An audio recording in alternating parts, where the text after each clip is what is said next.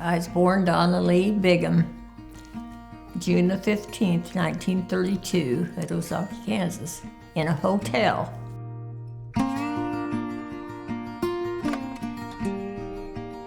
My grandparents were running the hotel, and I don't know if they owned it or not, and my mother and father were living with them.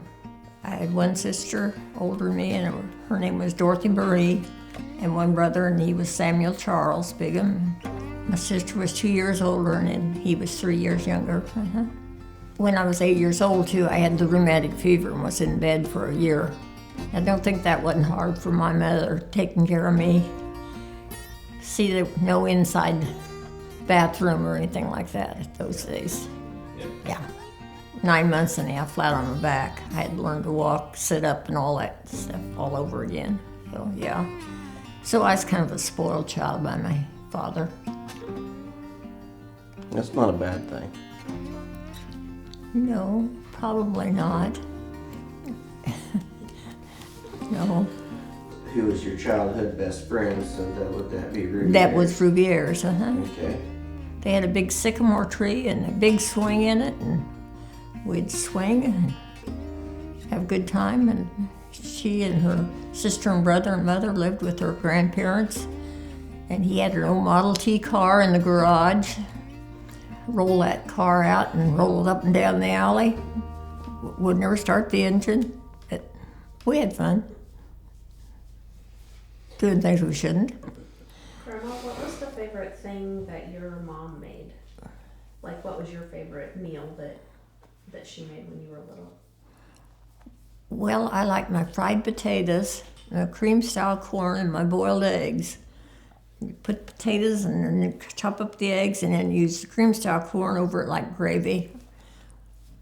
I think Steve likes that too. It's been a long time since I've had that, Mom, but yep, that's good. So, but that's something I was raised on too, because we was raised on a lot of potatoes and gravy. What are you most proud of, I guess, in your life? My children, how well they've done in this life.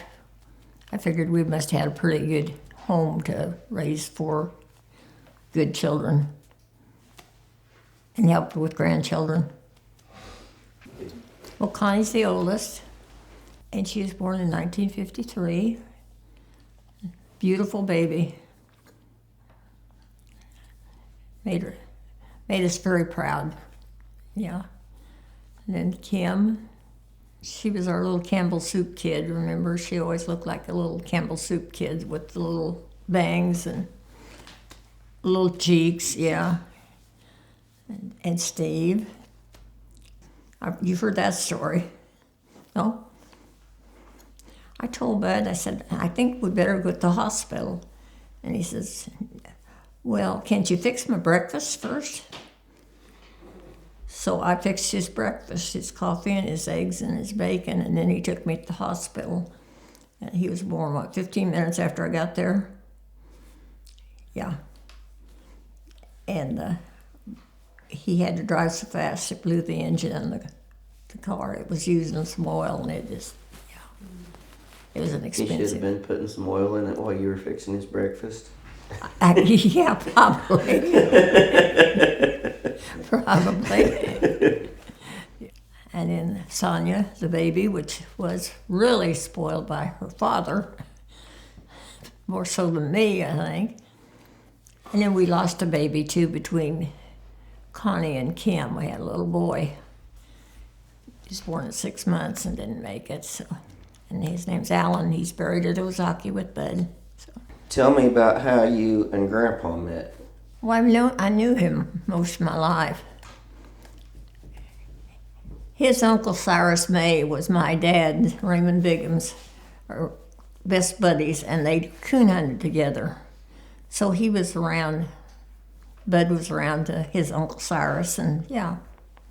But we went to a dance, or I went to a dance, and he asked to take me home. I went with another gal, her mother, and asked the mother, and she said, oh, yeah, he's fine. You can go home. He can take you home. So we did. And the rest was history. Well, kinda. That was because that was on a Saturday night, and the following Thursday was Thanksgiving. And my sister and her husband lived in Topeka, and my folks were invited to Topeka to their house for Thanksgiving. And I was scared that I wouldn't get back home in time to go on that date with Bud. But we did, Made it happen. and that was it, yeah. Which leads me into my next question. What was your wedding day like? Rainy in my folks' living room. On a Sunday morning, the preacher came to the house and married us before he went to the church to preach the sermon. Yeah. One of the things that's surprising to my family is when I talk about like what a bowler you were, like how much bowling. Probably 68, 70, started bowling. Never, just self-taught. Everything I did is self-taught, really.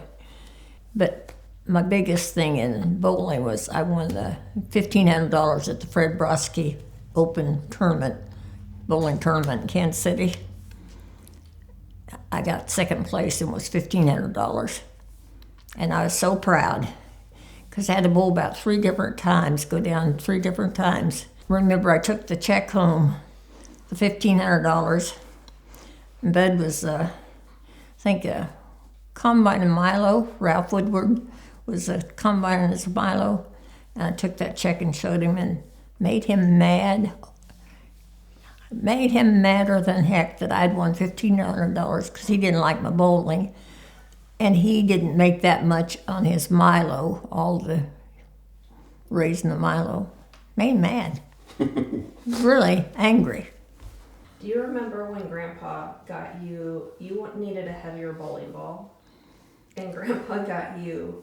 Oh, made this iron thing and put 3 holes in it and I painted still it have black. that. Yeah. Yeah, Door. it was a doorstop. That thing weighed a lot. Yeah. It was the knuckle off of a road grader. Yeah. Grandpa's kind of a jokester. Tell us a little bit about Bud. About Bud, he liked to do his little bit of farming, his cows. But he didn't like to fish. He didn't like bowling. He didn't like.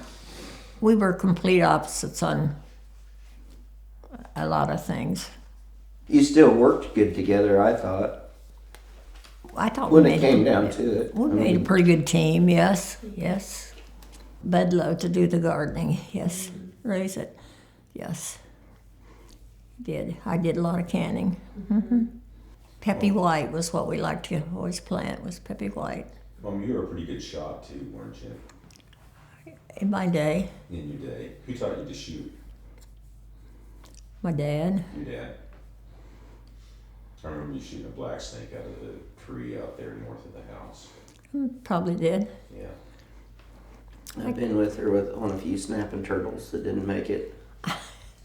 What we the were revolver? fishing. Yeah. Because she'd always carry her .22 pistol in her fishing bucket.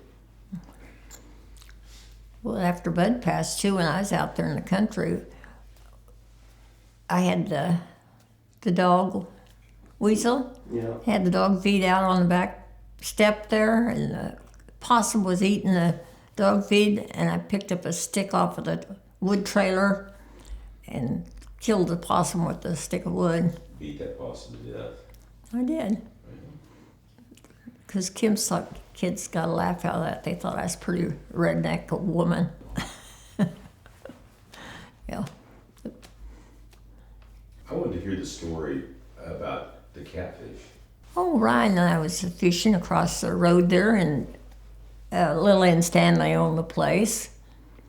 And I had a number 2 Mip spinner, my favorite thing. And anyhow, I hooked this big catfish on the dam, and I couldn't get it pulled in all the way, and I got it, I don't know, from what, here to the window maybe? It was funny because we were on the dam and the water was fairly high, and she was reeling along, and all of a sudden her lure just stopped.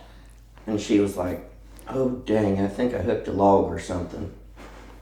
And then next thing you know, it started singing her reel going out. And I was like, I don't think that's law, Granny.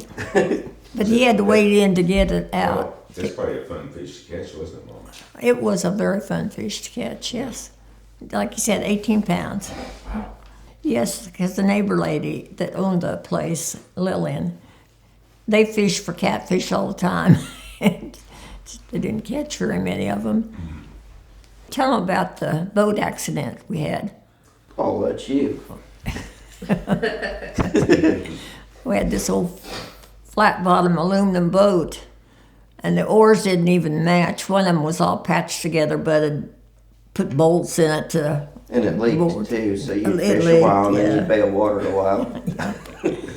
Anyhow, I was over at the east side of the pond, and I was going to step in the boat one night, and We were either launching it or coming out of the water. I fell face down in it. I had to go home and change clothes. I was mud from one end to the other, just flat in the mud. But we got a good laugh out of it. Grandma, you worked until you were 70, right? You retired at 70. I was 69. And I quit in the end of May, and my birthday was the 15th of June. Yes. Just kept working at the bank until, you were Well, I almost enjoyed 70 it. years old. I enjoyed it.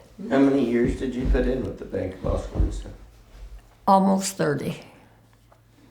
I was pretty proud that I only asked for one job in my lifetime. Otherwise, I was asked to work at the grocery store in Ozawkie. That was my first job when I was 14. And I kept doing that till after Bud and I was married.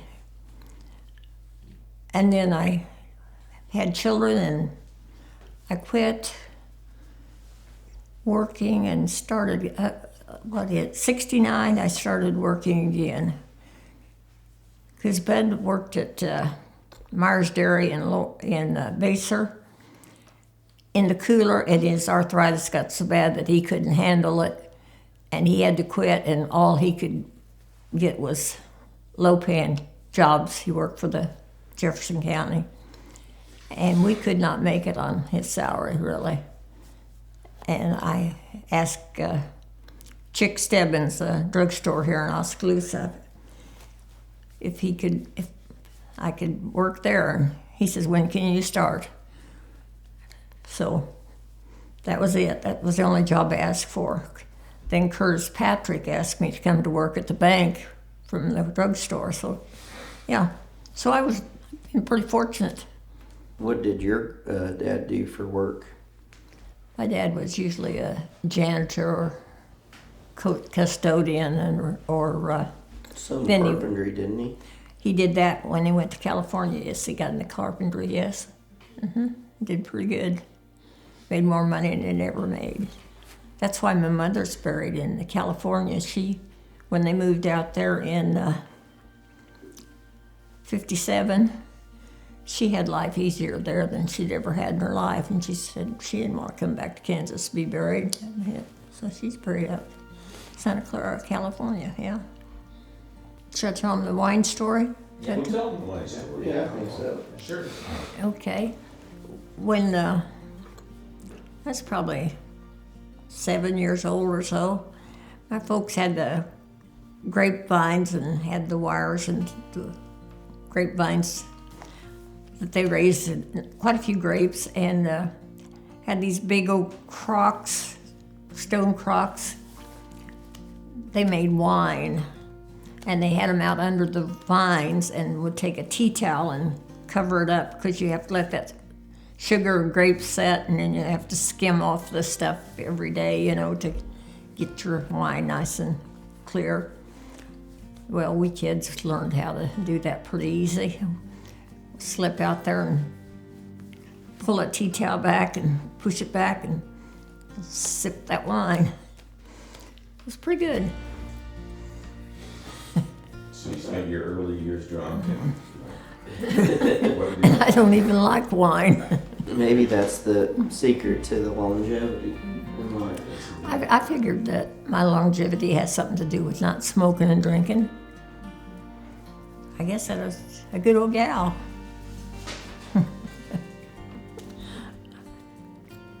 What's your favorite part about being a grandparent or great grandparent? Oh, getting to be with you and visit with you. See you as babies and grown up as adults. It's been very entertaining. Wonderful.